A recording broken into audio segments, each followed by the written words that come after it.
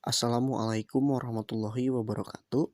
Nama saya Julfikar Hadi Nurpalah dari Prodi Manajemen di Universitas Nasional Pasim. Di sini dalam video ini saya akan menjelaskan dan menerangkan tentang teori Maslow.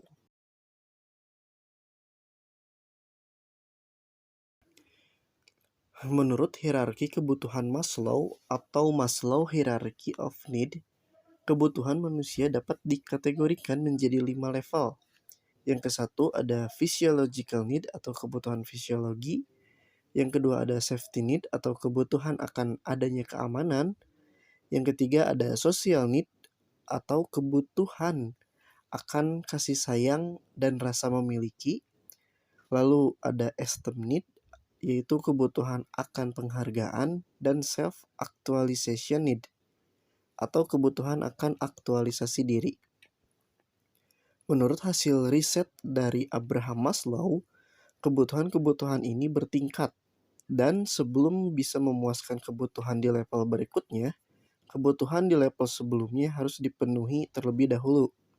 Level-level dari hierarki tersebut adalah seperti berikut. Level pertama dari hierarki kebutuhan manusia adalah physiological need atau kebutuhan fisiologi. Level ini terdiri dari kebutuhan-kebutuhan fisik yang paling mendasar dan hal-hal yang kita perlu untuk tetap hidup. Ini termasuk makanan, minuman, tempat berteduh, tempat tidur, dan oksigen, atau bisa disebut sandang, pangan, papan.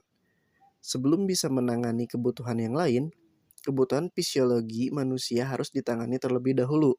Karena pada dasarnya, seorang yang sedang benar-benar kelaparan tidak akan memikirkan reputasi mereka ataupun mencari teman.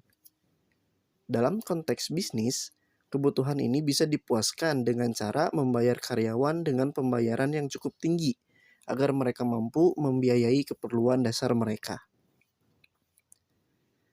Lalu yang kedua ada safety needs. Setelah memenuhi kebutuhan level pertama, maka kita bisa mulai mencoba memuaskan kebutuhan level kedua, yaitu safety needs atau kebutuhan akan keamanan. Keamanan di sini bukan cuma berarti fisik, walaupun itu juga termasuk dari level ini, tetapi juga mengenai rasa keamanan. Artinya selain keamanan fisik, kebutuhan ini juga termasuk stabilitas dan ketergantungan, sekaligus perlindungan dari kriminalitas, terorisme, perang, penyakit, bencana alam, dan lain-lain. Keamanan juga termasuk keamanan secara mental, seperti kebebasan dari rasa takut, stres, atau yang lain sebagainya. Bila kita tidak merasa aman, maka kita tidak akan memikirkan kebutuhan sosial maupun kebutuhan akan dihargai orang lain. Dalam konteks bisnis, kebutuhan ini bisa dipenuhi dengan kontrak kerja agar mereka mendapat jaminan kerja. Untuk beberapa orang, organisasi yang terstruktur juga dapat memuaskan kebutuhan level ini karena dapat memberi mereka perasaan stabilitas. Peraturan juga mungkin membantu perasaan stabilitas. Lalu yang ketiga ada social needs. Setelah kebutuhan fisiologi terpenuhi dan kita sudah merasa aman, maka berikutnya adalah kebutuhan kita untuk merasakan kasih sayang sekaligus perasaan memiliki dan dimiliki, atau yang kita sebut sebagai social needs. Yang dimaksud adalah kebutuhan manusia untuk merasa dibutuhkan agar dianggap sebagai warga komunitas sosialnya. Kebutuhan ini bisa termasuk keinginan untuk bersahabat atau untuk memiliki pasangan dan keturunan, kebutuhan untuk dekat pada keluarganya, dan juga keinginan memberi dan menerima cinta. Dalam konteks bisnis, kebutuhan ini bisa dipenuhi dengan memberikan kesempatan untuk para karyawan bekerja bersama dan bersosialisasi. Ini juga bisa dilakukan dengan menugaskan pekerjaan kelompok atau juga bisa menjadwalkan rekreasi bersama. Lalu yang keempat ada esteem needs. Setelah mereka merasa bahwa kebutuhan fisiologi mereka terpenuhi, keamanan mereka terjamin, dan bahwa mereka adalah warga dari komunitas sosial mereka, maka mereka akan memiliki esteem need atau kebutuhan untuk dihargai. Kebutuhan ini adalah kebutuhan egonya atas keinginan untuk berprestasi dan memiliki prestis. Ini dapat termasuk keinginan untuk dihormati orang lain, seperti ketenaran, pengakuan, perhatian, reputasi, dan kepemilikan status. Selain kebutuhan eksternal, manusia juga akan membutuhkan perasaan pada diri sendiri, seperti kompetensi, prestasi, kemandirian, kebebasan, dan penguasaan. Dalam konteks bisnis, kebutuhan ini bisa kita realisasikan dengan mengakui pekerjaan-pekerjaan yang karyawan kita kerjakan.